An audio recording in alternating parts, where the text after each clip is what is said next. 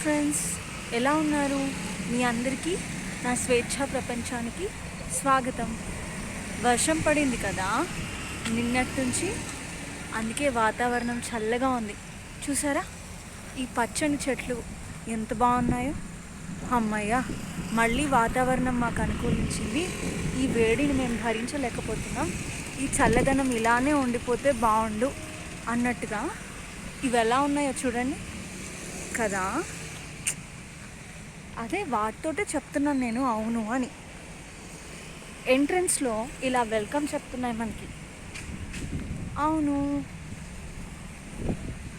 చూడండి చూడండి చూడండి ఎంత బాగుందో ఇక్కడ. వావ్, రోడ్డుకి ఇరువైపులా అశోకుడు మొక్కలు నాటించెను అని మనం చరిత్రలో చిన్నప్పుడు చదువుకున్నాం, గుర్తుందా? ఇక్కడ అలానే ఉంది.